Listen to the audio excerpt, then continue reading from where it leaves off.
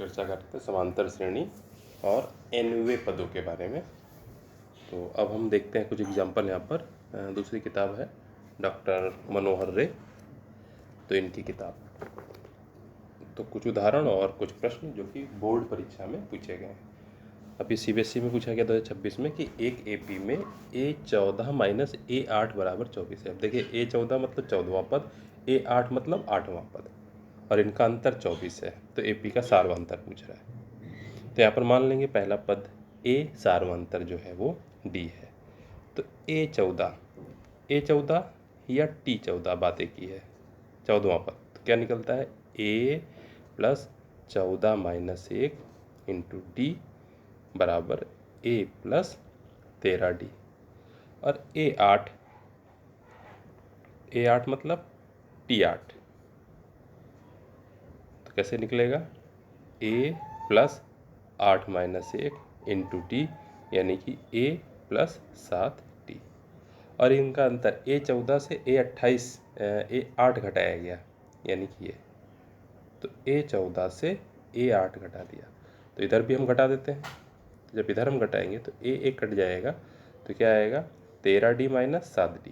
और 13 से जब हम 7 घटाएंगे तो 6D। और यही हमको दे रखा है कितना 24।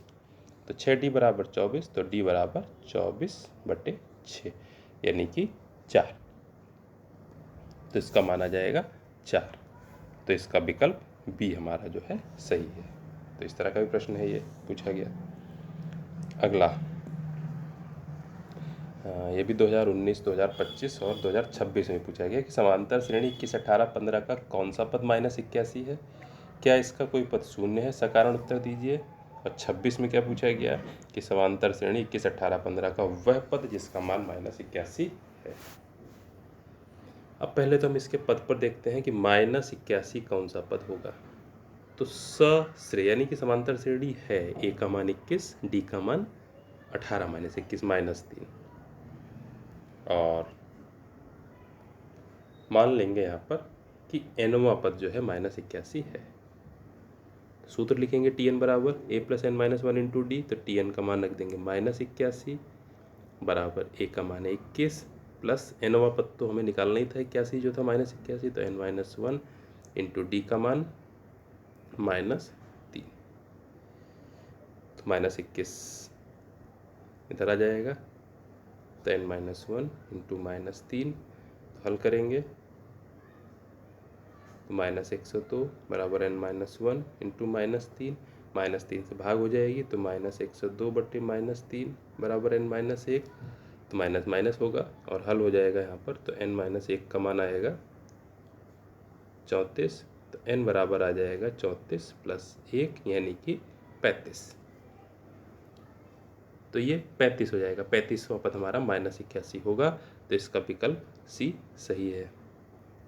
और ऊपर क्या पूछा गया था कि कौन सा पद -81, साथ ही क्या इस सश्रेणी यानी समांतर श्रेणी का कोई पद शून्य है? सकारण उत्तर दीजिए। कोई पद शून्य है, तो यहाँ पर हम इसी तरह से हल करेंगे। मान लेंगे कि माना nवां पद शून्य है, तो Tn का मान शून्य। तो Tn का मान होता है क्या है A plus n minus 1 into D. A का मान 21 plus n minus 1 into D. D का मान है हमारा -3। हल करेंगे तो 0 बराबर 21 प्लस n माइनस 1 इंटू -3। -21 इधर आ जाएगा, तो -21 बराबर n माइनस 1 इंटू -3। -3 इधर बटे में चला जाएगा, तो -21 बटे -3 बराबर n माइनस 1। तो यहाँ से हमारा क्या आ जाएगा n माइनस 1 बराबर इधर माइनस माइनस और 3 सत्ते 21 7। तो n बराबर 7 प्लस 1 यानी कि 8। तो 8वां पद जो है वो शून्य भी होगा। तो ये 2019 से पूछा गया और 25-26 में भी ये पूछा गया। अगला समांतर श्रेणी का 4वां पद शून्य है, चौथा। तो सिद्ध कीजिए कि 25वां पद 11वें पद का 3 गुना। 2019 से पूछा गया।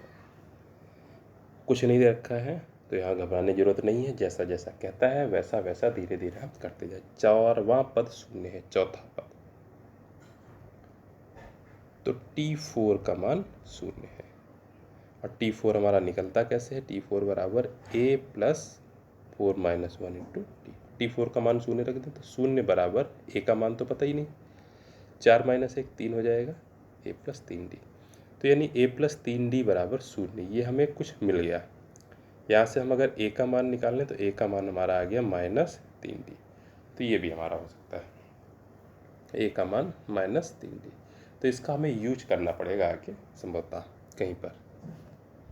अब क्या कह रहा है, तो जो हमें दिया हुआ था उससे हमने कुछ निकाला। अब कह रहा है सिद्ध कीजिए कि 25वां पद 11वें पद का 3 गुना है। तो 25वां पद निकाल लें, 11वां पद निकाल लें, देख लें 3 गुना है कि नहीं। तो 25वां पद निकाल लें, T25 बराबर ए प्लस 25 माइनस 1 इंटू डी बराबर ए प्लस 24D। और ए का मान रख दें, ए का मान -3D था, तो -3D प्लस 24D, तो हमारा आ जाएगा उत्तर ये 24 से 3 घट जाएंगे तो 21D। तो 25वें पद का मान आ गया हमारा 21D। 11वें पद का मान T11 बराबर ए प्लस 11 माइनस 1 इंटू डी बराबर ए प्लस 10D।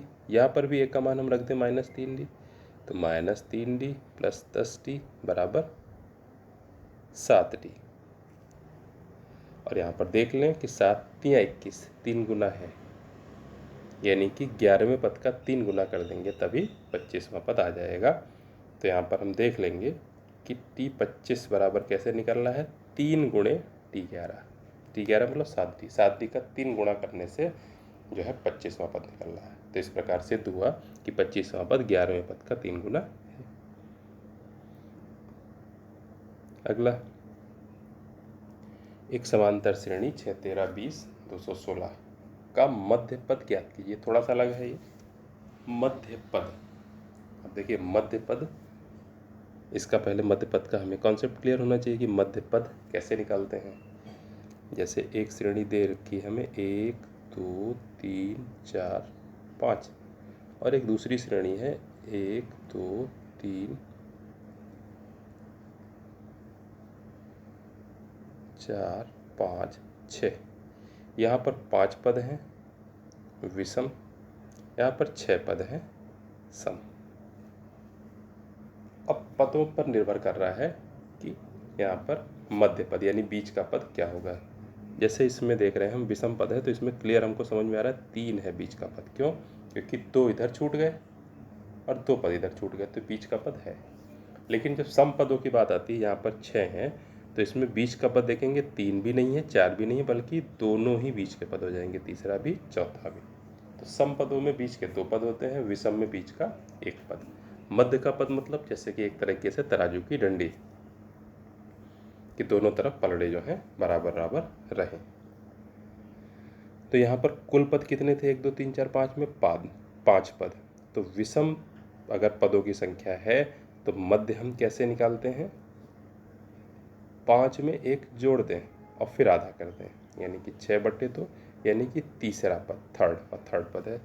सम में कैसे निकालते हैं, कुल पद 6 हैं, एक तो 6/2 पद और 6/2 से 1 जाता है, यानी कि तीसरा पद, और 3 से 1 जाता है यानी कि चौथा पद। तो एक तीसरा पद और एक चौथा, तो सम में 2 पद होते हैं।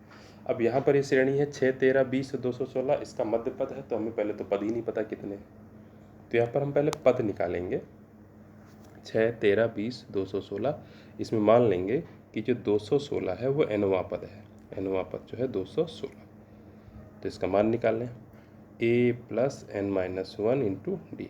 तो 216 बराबर a का मान हमारा क्या हो जाएगा 6 प्लस n-1 इंटू डी का मान क्या हो जाएगा 6 13 20, 13 में से 6 घटा दे तो 7, हल करें तो 216 माइनस 6 बराबर n-1 इंटू 7, तो 210 बराबर n-1 इंटू 7, 7 से भाग कर दें, 210/7 बराबर n-1, 7 21 30 आ जाएगा, तो 30 बराबर n-1, तो n बराबर 30 प्लस 1 यानी कि 31। तो यहाँ पर निकल आया कि 31 पद हैं हमारे। अब वही देख लें, 31 जो संख्या है हमारी ये कैसी है, सम है कि विषम, तो 31 विषम है। तो कैसे करना है, सीधे उसमें 1 जोड़ के और आधा कर देना है, तो वही मध्य पद होगा हमारा।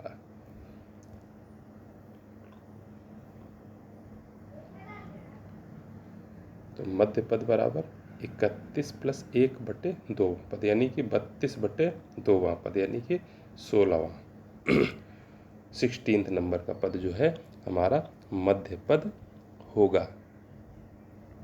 अब यहाँ पर प्रश्न हम देखें क्या पूछ रहा था। कह रहा है समांतर श्रेणी इसका मध्य पद ज्ञात कीजिए। देखिए मध्य पद हमको ज्ञात करना है। अभी हमने क्या निकाला है, किस नंबर का पद मध्य होगा। अभी ये निकाला, पद का मान नहीं निकाला है। तो मध्य पद ज्ञात कीजिए, तो हमने अभी तक निकाला है कि इसका जो मध्य पद है वो 16वां पद होगा। अब T16 का मान भी निकालना है। तो 16वां पद होगा क्या, तो 16वां पद बराबर A यानी कि 6 + n-1 यानी कि 16 - 1 इंटू D का मान क्या हो जाएगा 7।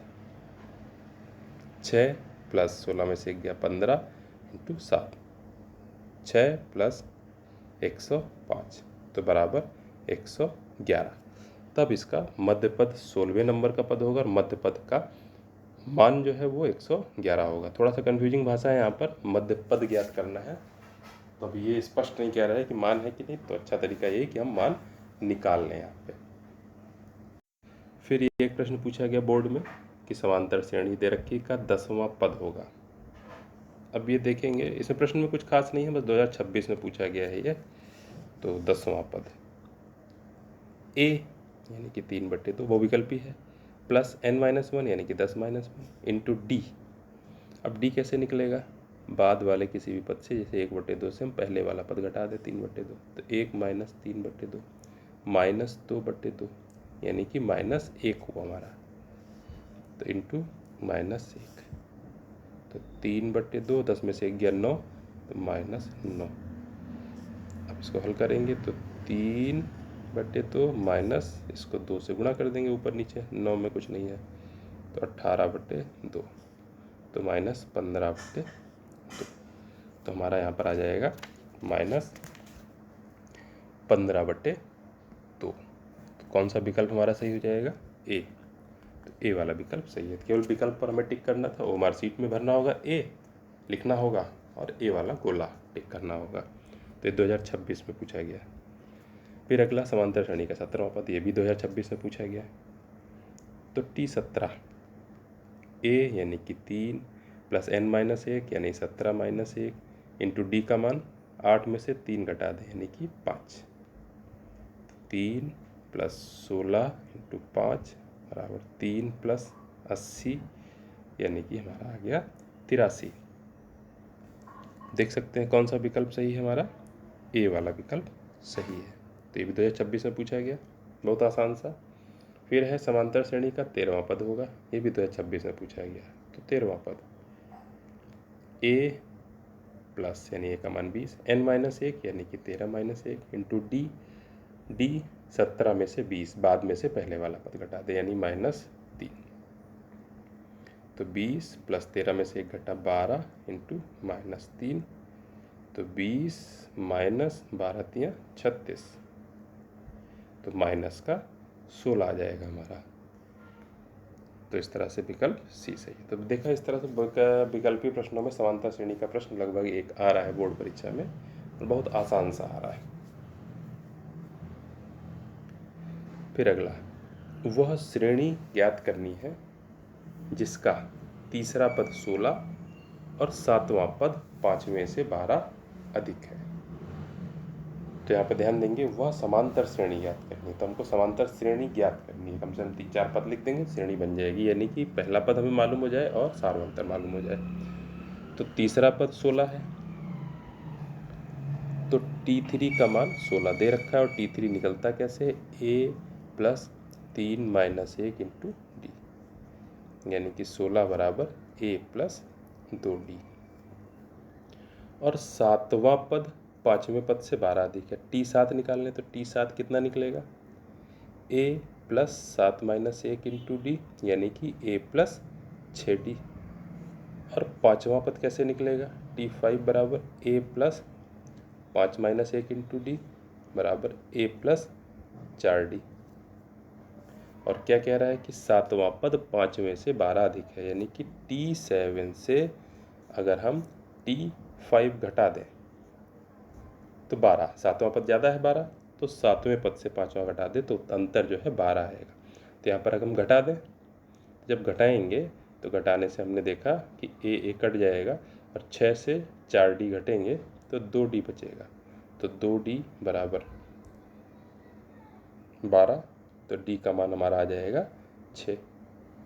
तो जब d का मान हमारा 6 आ गया तो d का मान हम यहाँ पर रख देंगे तो a का मान हमारा निकल आएगा। रख दें तो 16 बराबर a प्लस 2 इंटू 6, तो a प्लस 12, तो a का मान आ जाएगा हमारा 4।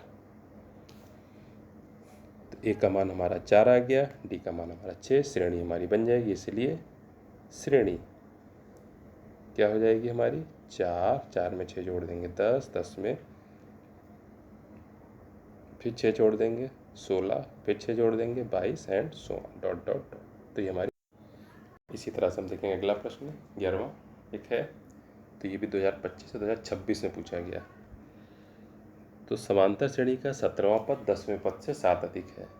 तो 17वां पद क्या हो जाएगा a plus 17 minus 1 into D यानी कि 16d, और 10वां पद कितना होगा a plus 10 minus 1 into D यानी कि 9d। 7 अधिक है यानी कि 17वें पद से अगर हम 10वां पद घटाते हैं तो बराबर हमारा 7 आएगा।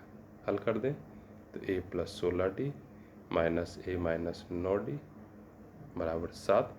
ए हमारा कैंसिल हो जाएगा, 16 से 9d घटेंगे हमारा 7d बराबर 7, तो d का मान हमारा आ जाएगा 1। तो इस तरह से d का मान 1 आ गया हमारा। तो ये सार्वंतर हो गया। तो यही सब प्रश्न थे। तो जो nवें पद के प्रश्न हैं उनकी करीब करीब प्रैक्टिस हो चुकी है। अब हम लोग मिलेंगे अगले वीडियो में, तो उसमें हम समांतर श्रेणी के पदों का योग देखेंगे, इस पर चर्चा करेंगे।